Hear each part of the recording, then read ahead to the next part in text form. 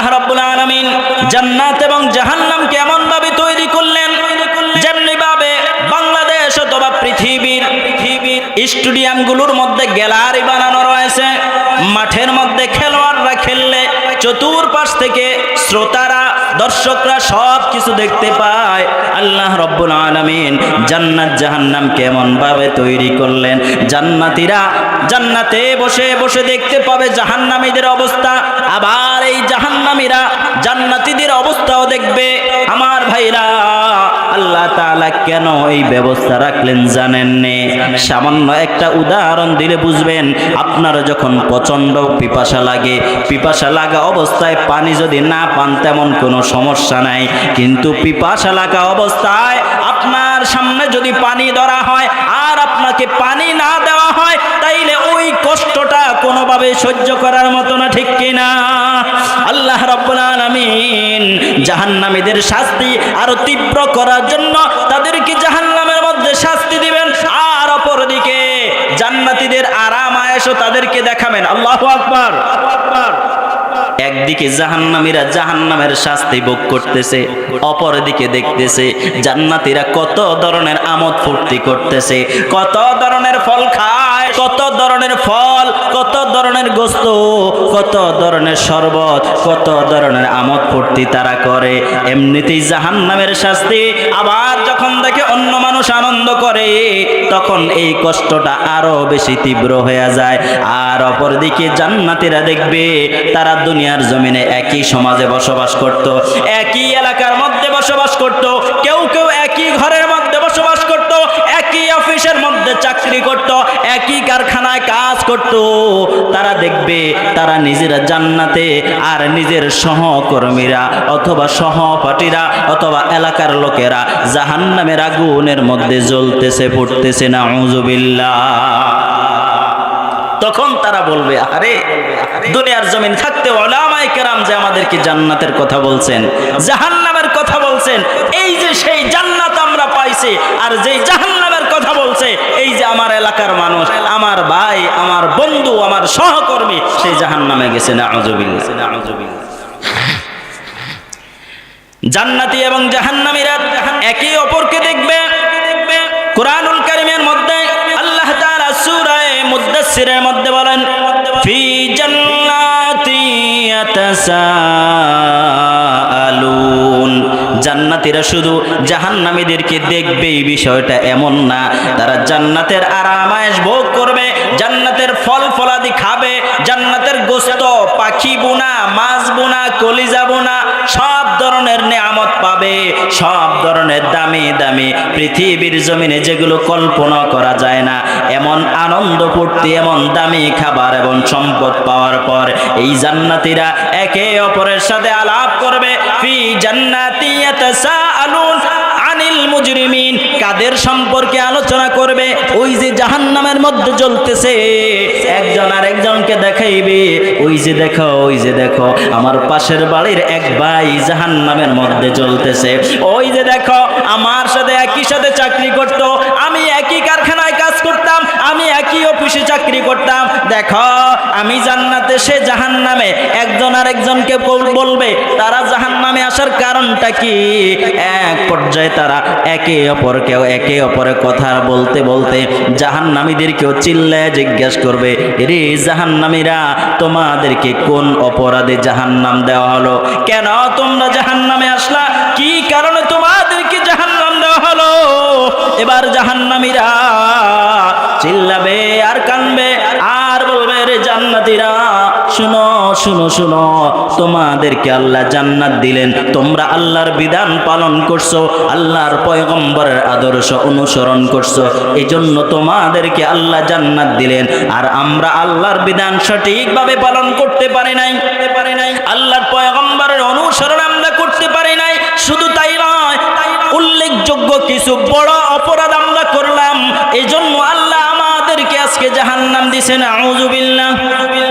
জান্নাতীরা জিজ্ঞেস করার পর জাহান্নামীরা বলবে, উল্লেখযোগ্য কিছু বড় অপরাধ আমাদের অপরাধের মধ্যে ছিল রে, যেই অপরাধগুলোর কারণে আল্লাহ আজকে আমাদেরকে জাহান্নাম দিছে।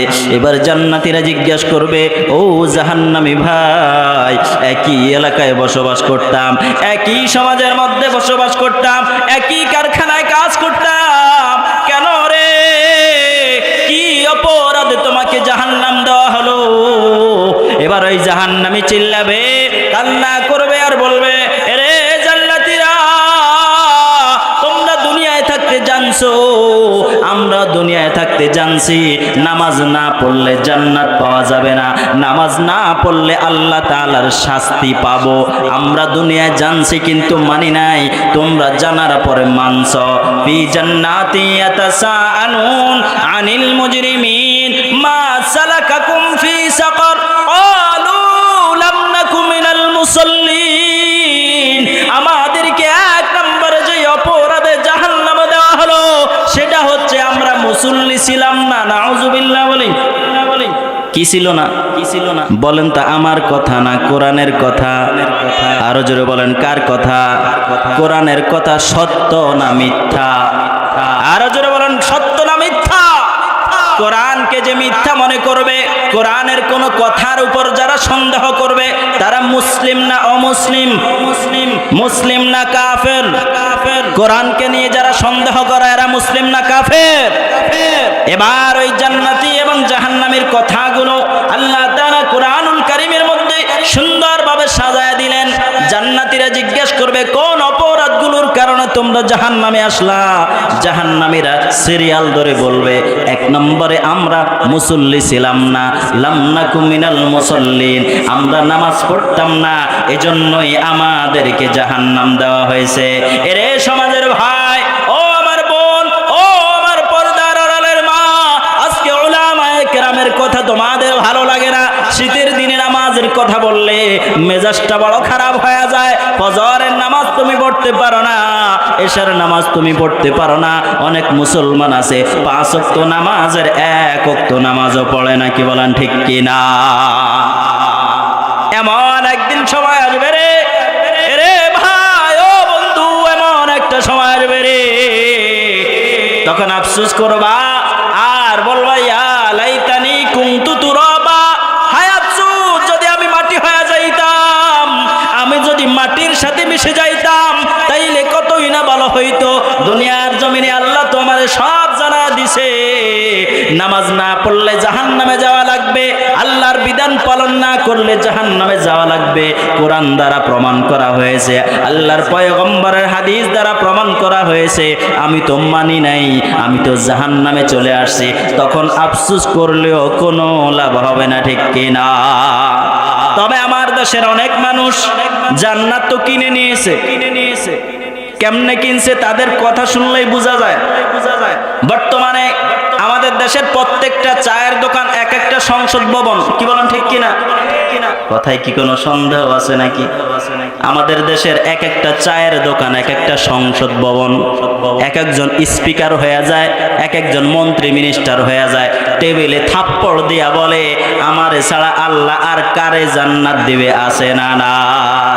জীবনে এক ওয়াক্ত নামাজ ঠিক মতো পড়ে না, দিনরাত 24 ঘন্টা মদ গাঁজা ইয়াবা অবৈধ কাজের সাথে জড়িত, সিগারেটের পর সিগারেট ধরাইতে থাকে, হারামের সাথে আছে, নামাজ রোজার ধারে কাছেও নাই, টেবিলে থাপ্পড় দিয়া কয় আল্লাহ তো আমার জান্নাত দিবেই। আমি বলি, জান্নাত কি তোর শ্বশুর বাড়ি নাকি? কি বলেন ঠিক কিনা? জান্নাত কি কারো শ্বশুর বাড়ি? নামাজ পড়ে না, রোজা রাখে না, হজ করে না, যাকাত দেয় না, কয় আমারে তো আল্লাহ জান্নাত দিবে। তুমি জান্নাত পাইবা, কেমন জান্নাত পাইবা বুঝবা মরার পরেই। মরার পরে দেখবা তোমার জন্য জান্নাত রেডি। দুনিয়ায় যে জান্নাত কামাইছো এর বিপরীত একটা জান্নাত পাওয়া যাইবা। কি বলেন ঠিক কিনা? কারণ দুনিয়ায় আরামায় শখ করছে, মনে করছে আমি এখনো জান্নাতে আছি, মরার পরেও জান্নাত। দেখবা তখন কেমন জান্নাত। নামাজের ধারে কাছে নাই, নামাজ পড়ার কোনো খবর নাই, নামাজ পড়ে না, বছরের পর বছর চলে গেলেও এমনকি বছরে 2টা ঈদ আসে, 2 ঈদের নামাজেও তাকে পাওয়া যায় না। নিয়ত আছে পরদিন সকালবেলা ঈদের নামাজ পড়তে যাবে, কিন্তু এমন ঘুমাইছে, শয়তানে হাত পাও টিপা আরাম কইরা ঘুম পালায়া দিছে। কয় সারা বছর পড়স নাই, ঈদের নামাজ পড়ে আর কি হবে, আর একটু আরাম করে ঘুমাইছে। যখন সে তাড়াহুড়া করে জামাটা গায়ে দিয়েছে, টুপিটা মাথায় দিয়া যাই নামাজটা বগলের নিচে নিছে, একটু আগায়া শুনে ইমাম সাহেব সালাম ফিরায় ফেলছে। কি বলেন, হয় না? হয় না? সারা বছর নামাজ নাই, ঈদের নামাজও কপালে জোটে না। এমন বেনামাজি গুলো জাহান্নামের মধ্যে ঢুকবে। আল্লাহর পয়গম্বর বলেন, আউয়ালু মা ইউহাসাবু বিহিল আবদু ইয়াউমাল কিয়ামাতিস সালাহ। হাশরের ময়দানে আল্লাহ মানুষের যখন হিসাব করবেন, তখন তার জীবনের নামাজগুলোর হিসাব করবে না। আর তুমি নামাজ না পড়ে মনে করো ইমান ঠিক আছে। কি সুন্দর বলে, হুজুররা নামাজ পড়ে 5 ওয়াক্ত, অনেক মুরব্বিরে নিয়ে টিটকারি মারে, কয় নামাজ পড়ে ইমান নাই। আমি নামাজ না পড়লে কি হয়েছে, ইমান আছে। আমি বলি ইমান থাকে কোন জায়গায়, এটা যদি পার্সোনালি কারোর সাথে একটু বসতে পারো বুঝায় দিবে। কি বলেন, ঠিক কি না? নামাজ না পড়লো ইমান আছে। নবীজি বলছেন, মান তারাকাস সালাত ফাহুয়া কাফিরুন, যে নামাজ ত্যাগ করলো সে কেমন যেন কাফের হয়ে গেল। কি বলেন, ঠিক কিনা? আবার হে কই ইমান আছে। তাহলে তোর কথা সত্য না নবীর কথা সত্য? কার কথা সত্য? নবী বলছে তুই কাফের হয়ে গেছিস নামাজ বাদ দে, আর তুই কস ইমান ঠিক আছে। এবার জান্নাতীরা জিজ্ঞাসা করবে, ও জাহান্নামী ভাই, আর কোন কারণে তুমি জাহান্নামে আসলে আমাদেরকে একটু বলো। জাহান্নামী ডাক দিয়া বলবে, ওয়ালাম নাকুনু তুইমুল মিসকিন, আমাদের আরেকটা অভ্যাস ছিল, খারাপ অভ্যাস। আমরা ভালো কাজে অর্থ ব্যয় করি নাই, বরঞ্চ সব খারাপ কাজেই অর্থ ব্যয় করছি। আছে না নাই এমন মানুষ? ওয়ালাম নাকুনু তুইমুল মিসকিন, গরিব অসহায় দুঃখী মানুষদেরকে আমরা কোনোদিন খাওয়াই নাই। আল্লাহ বলছেন, আনফিকু মিম্মা রাযাকনাকুম মিন ক্বাবলি আইয়াতি আহাদাকুমুল মাউতু ফায়াকুলু রাব্বি লাউলা আখখারতানি ইলা আজালিন করিব ফাআসাদদাক ওয়া আকুম মিনাস সলিহিন। আল্লাহ বলছেন, দুনিয়ায় থাকতে, হায়াত থাকতে তোমাকে যেই পরিমাণ সম্পদ দেওয়া হয়েছে, অল্প হইলে অল্প থেকেই সামান্য হলেও দিনের পথে ব্যয় করো। এই ব্যয়টা করতে হবে মৃত্যুর আগে। আল্লাহ তাআলা কোরআনুল কারীমের মধ্যে সময় সীমাও নির্ধারণ করে দিয়েছেন। সুবহানাল্লাহ।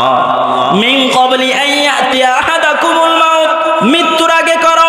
কারণ হচ্ছে মৃত্যুর পরে তুমি যেই সম্পদ রেখে যাইবা, তোমার এই সম্পদ দিয়া তোমার সন্তান হতে পারে ইয়াবা সেবন করবে, হিরোইন সেবন করবে, মদ খাবে, গাঁজা খাবে, এবং তোমার সম্পদ বেছে বেছে অবৈধ কাজকর্ম করবে। আছে না না?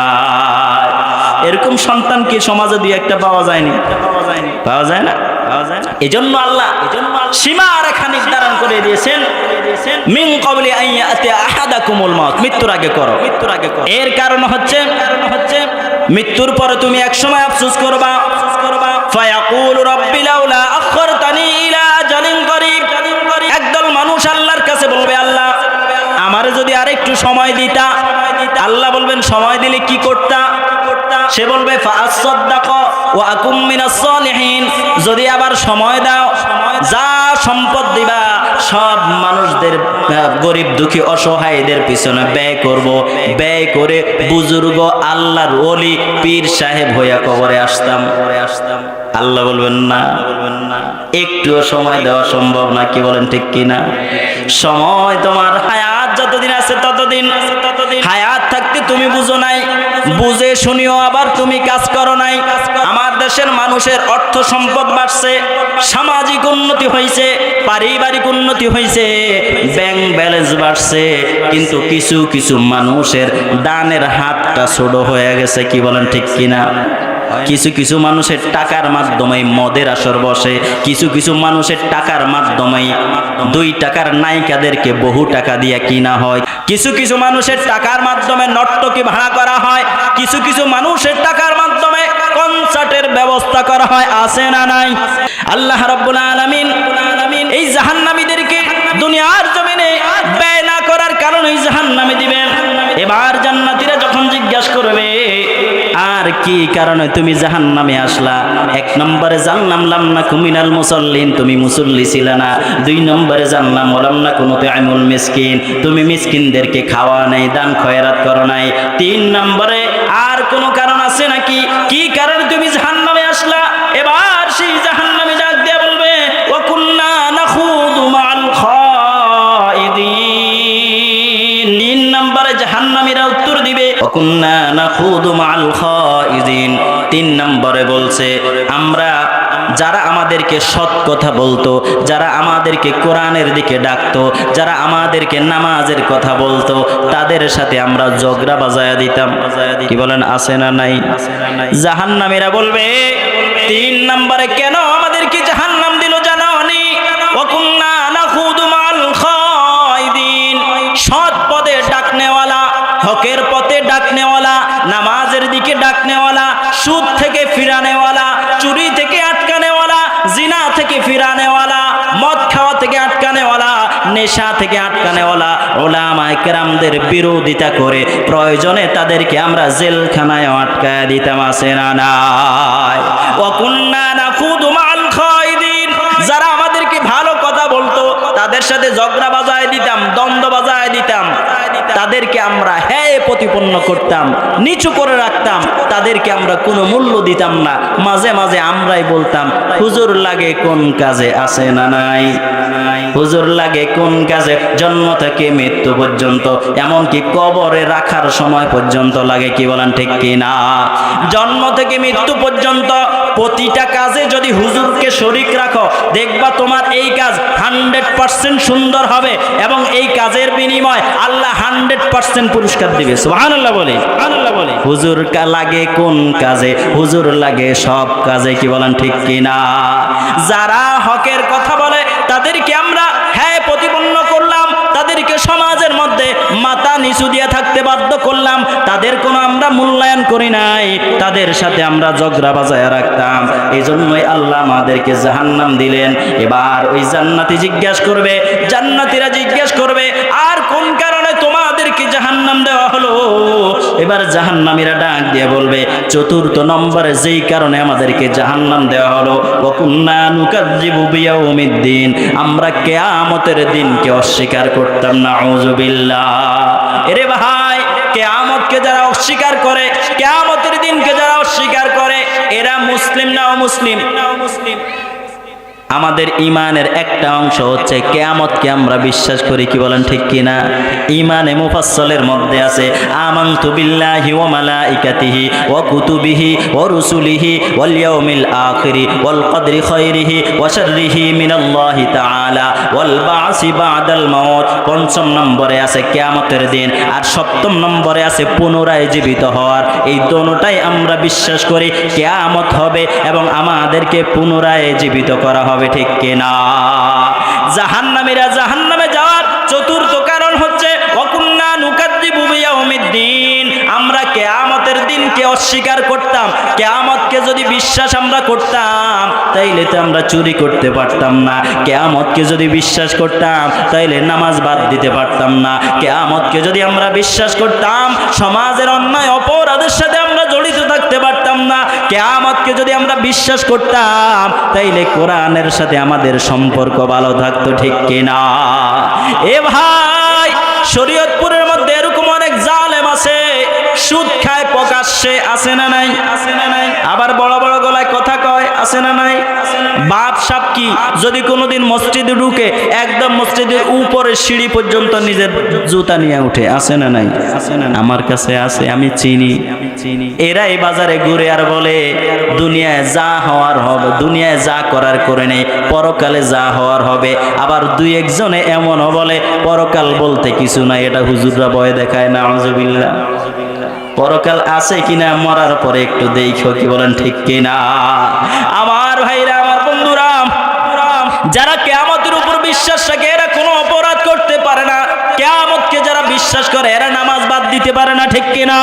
কিয়ামতকে যারা বিশ্বাস করে, যারা জানে আমাকে আল্লাহর সামনে দাঁড়াইতে হবে, আল্লাহ আমার সামনে, আমার পিছনে, আমার চতুর্পাশে তার কুদরতি শক্তির মাধ্যমে আমাকে নিয়ন্ত্রণ করতেছেন এবং আমার সাথে অসংখ্য সিসি ক্যামেরা লাগায়া রাখছেন, কি বলেন ঠিক কিনা? যেখানে যাও, যেই কাজ করো, যেই অন্যায় করো অথবা যেই নেক আমল করো, তোমার সাথে যেই সিসি ক্যামেরা আছে সেভ হয়ে যাইতেছে। সুবহানাল্লাহ বলে।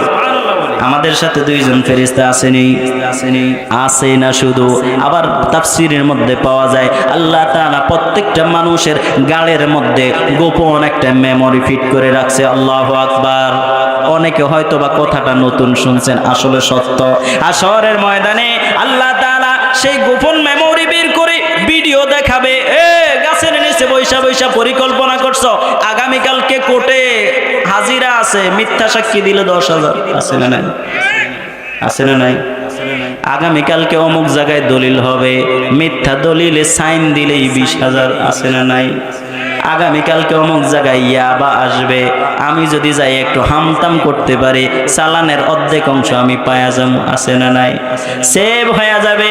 আল্লাহ তাআলা বিচারের সময় তার সামনে তুলে ধরবেন, এবার ডাক দিয়ে বলবে, এটা আবার কেমন বিচার ব্যবস্থা, কেমন ডায়েরি, কেমন খাতা, আল্লাহ দি কোনো কিছুই ছাড়ে না। সুবহানাল্লাহ বলে।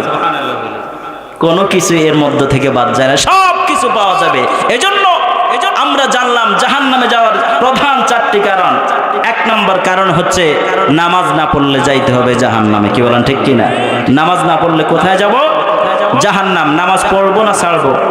বলেন, পড়বো না ছাড়বো? 2 নম্বর, দান সদকা করতে হবে সাধ্য অনুযায়ী। দান সদকা করার জন্য কি বড় লোক হওয়া শর্ত? নাকি যাকে আল্লাহ যেমন দিয়েছেন, আপনার 10 টাকা আছে, 10 টাকা থেকে 50 পয়সা দান করেন, এতেই সব। সুবহানাল্লাহ। 3 নম্বর জানলাম যারা আমাদেরকে সৎ উপদেশ দেয়, পারলে মানবো, না পারলে বিরোধিতা করব না, কি বলেন ঠিক কিনা? এদের বিরোধিতা করা মানেই নিজে জাহান্নামের টিকিট সংগ্রহ করা, কি বলেন ঠিক কিনা? 4 নম্বর কোরআন দ্বারা যেটা জানলাম, কিয়ামত যে হবে, আল্লাহ তাআলার সামনে যে আমাদেরকে দাঁড়াইতে হবে, এটা আমাদের বিশ্বাস রাখতে হবে। তাইলে পরেই কিয়ামত বিশ্বাস রাখলে পরে হতে পারে আল্লাহ তাআলা দুনিয়া থেকে যাওয়ার পর কোনো না কোনো উসিলায় আমাদেরকে মাফ করে দিয়ে জান্নাত দিয়ে দিবেন। সুবহানাল্লাহ। আমরা চাই আল্লাহ তাআলা আমাদের সবাইকে একসাথে দল বেঁধে বেঁধে জান্নাতে যাওয়ার তৌফিক দান করুন। সকলে বলি আমিন। আসসালামু আলাইকুম ওয়া রাহমাতুল্লাহি ওয়া বারাকাতুহু।